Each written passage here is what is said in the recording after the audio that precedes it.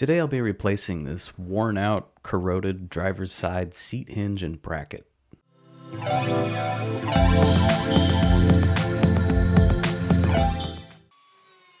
As I continue working on cutting out and replacing rusted out panels, I've worked my way to the floor.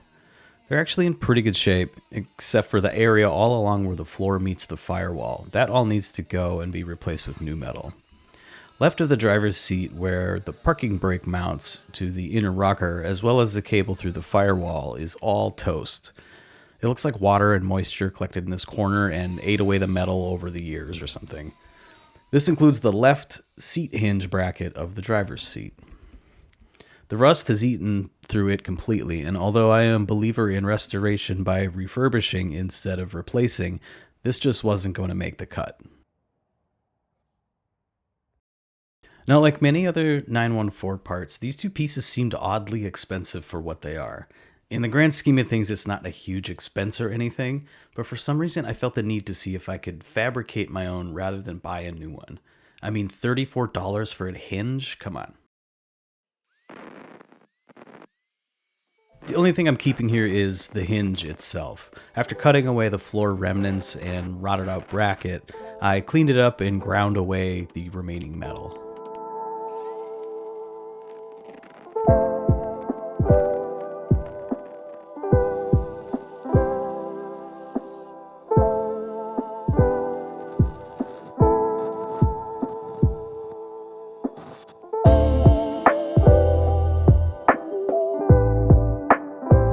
The hinge was a little stuck, so I needed to coax it back to life a bit.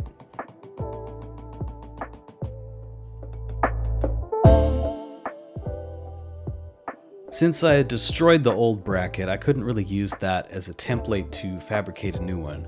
Fortunately, I still have 3 identical brackets in good condition to put together a template.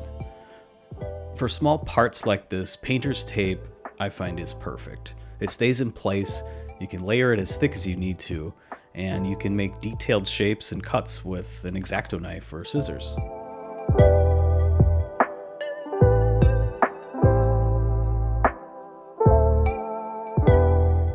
Normally, I wouldn't get into this level of detail if it's some kind of patch panel where I might be using lamp welds or something. But this being a standalone piece, I wanted to take the time to do it right. I have to admit, the motivation to do this is not solely because I don't want to spend $60 on a part. This was also a bit of a personal challenge just to see if I could do it. This particular part seems complicated to do by hand by having such a deep bend to replicate, but if you look at it as 2 pieces you can put together, it's not too difficult to wrap your head around. And since this piece is a mirror image or identical on both ends, I really just needed to make one template I can use twice to make 2 pieces and then weld them together.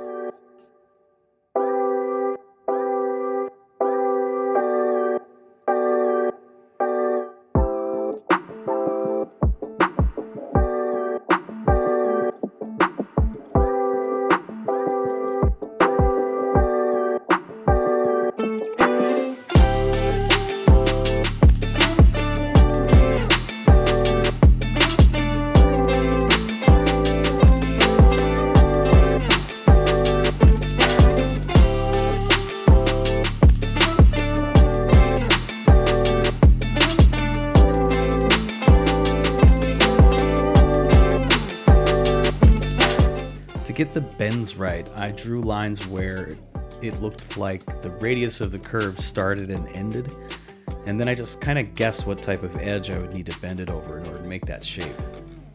With metal this thick, I think 18 or 20 gauge maybe, this is really the smallest radius you can make by hand without hammering the hell out of the metal.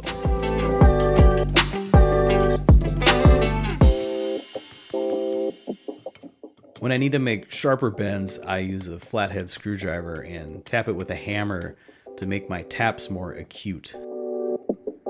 I'm sure this is pretty basic stuff for anybody who has experience fabricating metal, but I'm just doing what I think makes sense with the tools I have.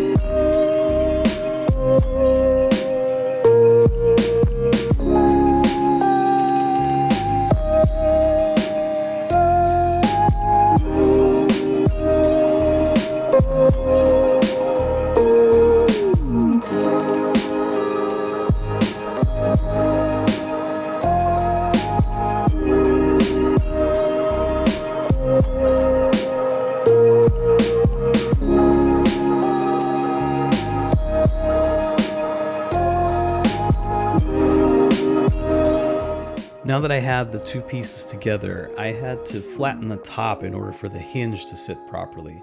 I happen to have a body hammer with the perfect size head to set the bracket down on top of to use as my anvil and flatten down the peak in the middle.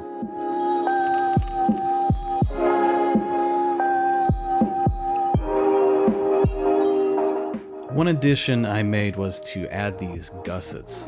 On the original pieces, they have these pleats to make the metal stronger. I could have done that, but as long as you're doing it, why not overbuild it, right?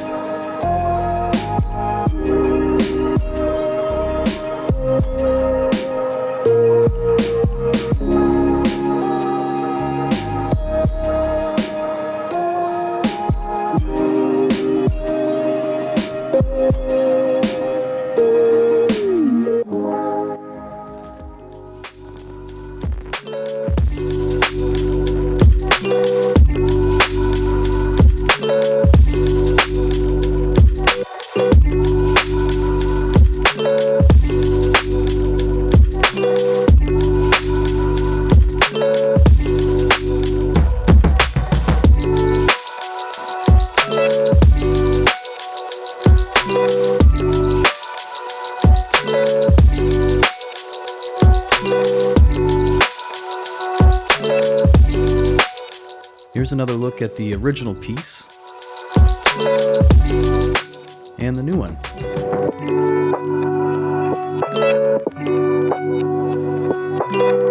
Thanks for watching.